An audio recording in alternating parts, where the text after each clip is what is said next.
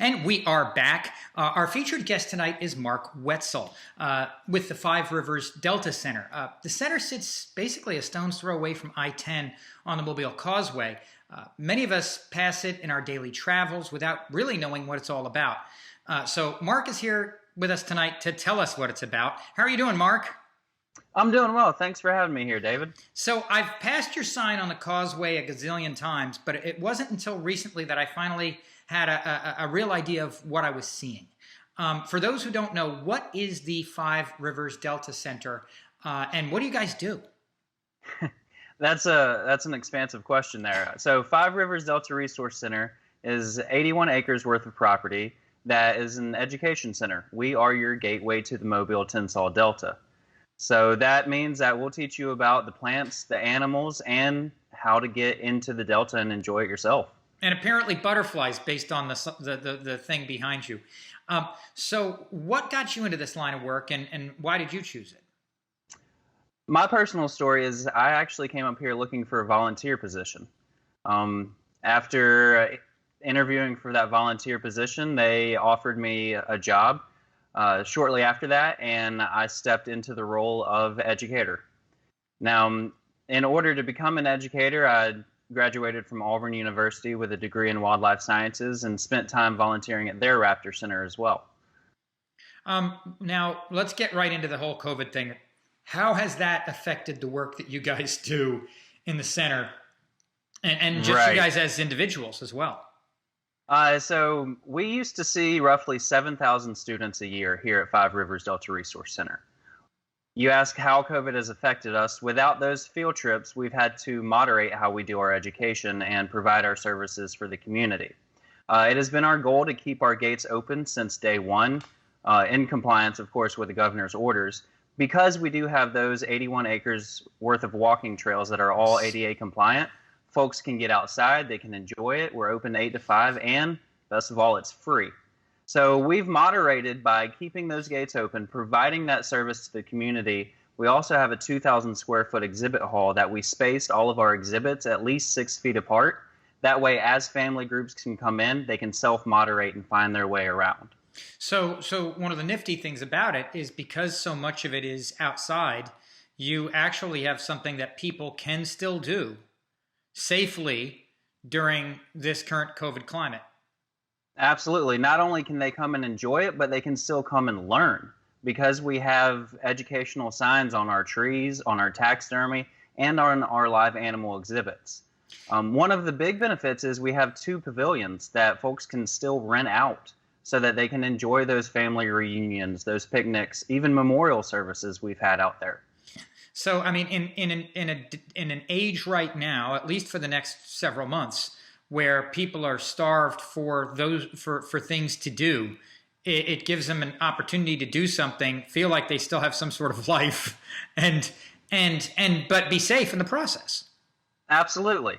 And then I spoke on that we're a gateway to the Delta. Mm-hmm. So many folks do not realize that within the Delta, we actually have camping platforms. So you talk about, getting away from those town centers, getting out there and enjoying your life safely. That's one of the best ways to do it, is to lose yourself in the Delta and find yourself all over again. And so those camping platforms are something that we've seen a huge interest in as of recently. And I think COVID has one of those direct effects on it. Is there anything you guys would normally be doing or planning right now that you're unable to because of COVID? Absolutely. Each year we normally have what we call Delta Woods and Water, and that's our expo where we show you what you can do outside. And it might be fly fishing, it might be kayaking, all of these different things. We've had to cancel events like that in the interest of public safety. So there's many things that we're not able to do, but as we lose those capabilities, we find other ways to reach out and open up. So Alabama is actually one of the most ecologically diverse states in the nation. We don't get credit for it, but we are, and a lot of it can be found right here in the Delta.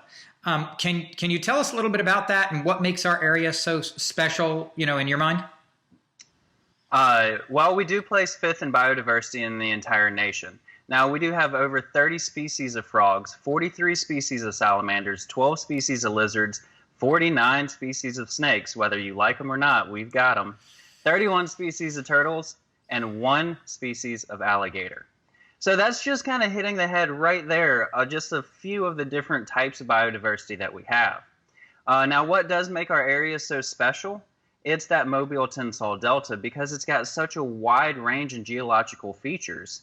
Parts of it have not changed in thousands of years. So you can go up to the Red Hills and find the Red Hill salamander, an ancient salamander. Then you can come all the way down to the lower delta and find our prehistoric alligators.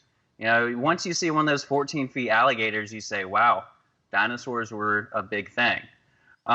So it's the diversity of our habitat that provides that ecological niche. And we've got 2 species of college football fans. I'm going to stay quiet about that. What do you consider to be the job of Five Rivers Delta when it comes to tourism in our area? What do I consider our job to be whenever it comes to tourism? To provide a safe outlet and to encourage people to realize the beauty that is in our backyard and our state of Alabama. We have something called the Alabama Coastal Birding Trail that we're in charge of down here. And so you might come to Five Rivers property itself and learn about all of these other opportunities to go and do. Now, if I'm not mistaken, y'all house and care for some of our local species of animals as well. What animals do you guys take care of and why? And I thought I heard somewhere that you guys even have a hawk, maybe? So we've got some pretty unique animals here at Five Rivers Delta Resource Center. I try and keep all native species in the collection if possible as a native representation. You know, my goal is kind of to take everything from the Delta and bring it inside so that you're actually able to see it and enjoy it. For example, one of those things that we have right here is a corn snake. It's something that you might see in your very own backyard, absolutely harmless, but unless you meet it in a situation like this, you don't know that this is harmless. So we've got the snakes, we've got some cockroaches, we've got spiders, we've got all sorts of turtles, we even have education rats. Now, speaking of rats, you did bring up the hawk aspect. Personally, I am a licensed falconer, so I use birds of prey to go hunting with. That also means that I can use them for education. So one of my very unique things that I can do here for Five Rivers is actually bring in my own personal birds in order to use them for education. Now, I brought a little friend in with me today. That way, you can meet her. Step.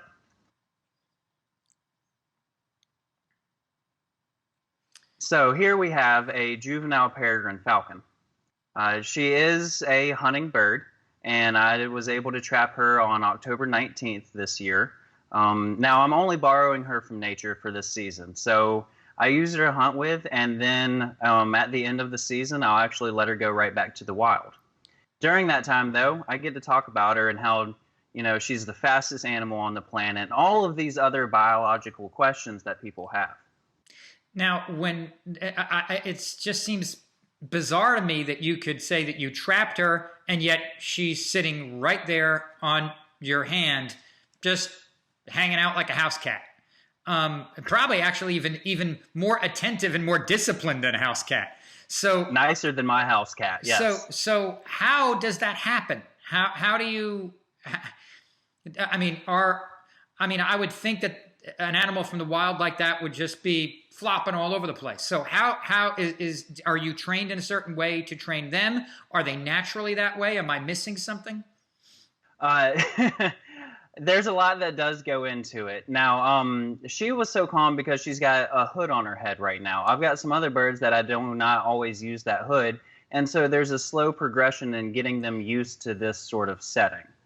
Now, how do I trap them? That's kind of a trade secret that another licensed falconer would have to teach you. Got it. So I'm gonna hold on to that one. It does include a 2-year apprenticeship, about 100-question test, and the state government can come to your house anytime they want to investigate your facilities. So it's a very highly regulated sport. The beauty of it is that I'm blessed to be paid for a hobby that I get to use to teach with. So it's You know what? I'm looking here and I'm seeing that we've got to go to a commercial break. So, but there's more I want to talk to you about. Can you stick around after the break? I'd love to, yes. Okay, so we're going to be right back with Mark Wetzel with the Five Rivers Delta Center.